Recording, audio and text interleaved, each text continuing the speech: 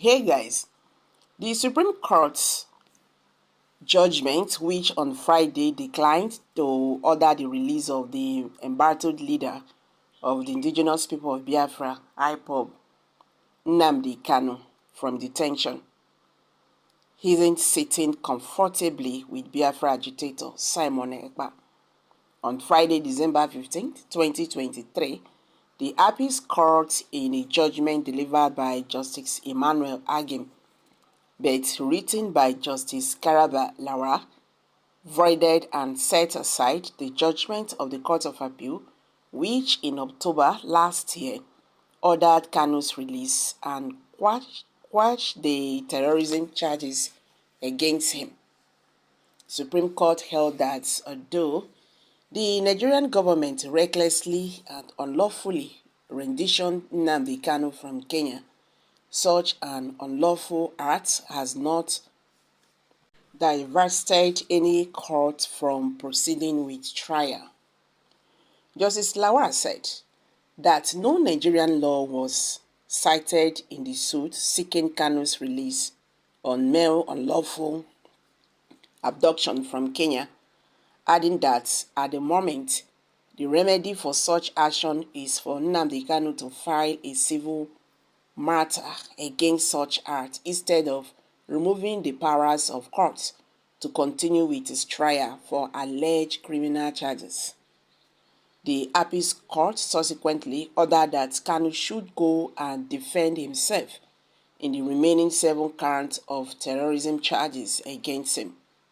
Reacting to this amid his hope of Nnamdi Kanu's freedom, on Friday, Simon Ekpa vowed to force the release of the IPOB leader, noting that the Biafra government is the only hope of Kanu's freedom. Ekpa said it will happen in due time. In his words, I watch from the mirror before they finish planning. I know it wouldn't have been a miracle if something else happened. Though, after I exposed their plan to adjourn the case till February, they changed it slightly last night, which is on Thursday. The Biafran government is the only hope of Mazi Nnamdi Kanu freedom, and it will happen in due time. Meanwhile, Honorable Ikenga Imo Ugochinyere, the spokesperson for the coalition of opposition lawmakers, expressed sadness over the Supreme Court's denial of justice to Nnamdi Kanu, the leader of the indigenous people of Biafra, IPOB, despite declaring his abduction in Kenya and Har's invention illegal in the same judgment. Representing Ieto Federal Constituency of Imo State in the House of Representatives, Ugochinyere made this statement regarding the Supreme Court judgment on Nnamdi Kanu's issue on Friday. The Supreme Court overturned a lower court judgment that dismissed his terrorism charges against Kanu. The Appeals Court deemed the Court of Appeals decision as error wrong, stating that the trial court could not proceed because the prosecution violated Kanu's right. Justice Garba Mohammed, in the prepared judgment, condemned the invention of Kanu's residents, deeming it irresponsible. The court ascertained that there is no way in the country preventing a trial based on the violation of a suspect's rights. It added that Kanu could file a civil case against such actions instead of stripping the court of their power to continue with his trial for alleged criminal charges. Ugochinyere, in a statement released in Abuja, lamented that given the Supreme Court decision to send the matter back to the Federal High Court, Kanu would be filing a fresh bail application there. It would is indeed sad and painful watching the Supreme Court on Friday denying Nnamdi Kanu freedom even after he declared his Kenya abduction and house invasion illegal in the same judgment, hence declaring such treatment against him illegal. One expects that the Appeals Court could have served him justice by allowing the judgment of the Court of Appeal and upholding his discharge and acquittal.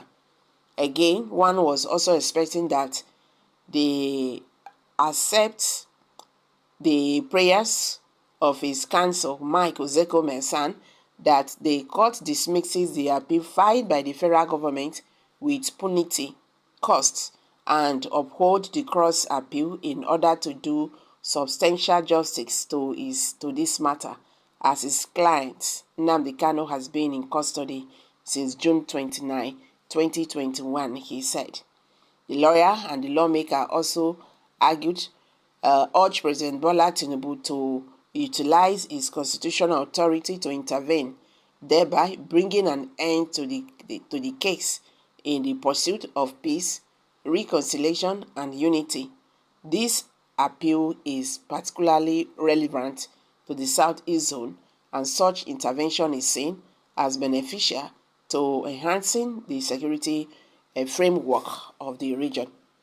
Nigeria presently is contending with terrorism in the northeast, farmers-herders clashes, and banditry in the north-central, adoptions and armed attacks in the southwest, restiveness and attacks by unknown gunmen in the southeast, and adoptions, court wars, vandalization of oil installations, and oil thieves in the south-south region.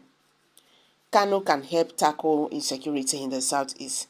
That is why those who want the confusion in the region and the Imo states in particular to continue will always add nothing to make sure he does not get justice and be freed. So I therefore appeal to President Bola Ahmed Tinubu to show fatherly introspection by intervening for this discontinuation of this process using the constitutional powers in the interest of peace, reconciliation, and unity, especially in this season of Christmas and New Year, when forgiveness is the real thing. Okay, that was Ugo Chinyere. So guys, what's your take on all this now? Kindly share your thoughts below the comment section. Thank you.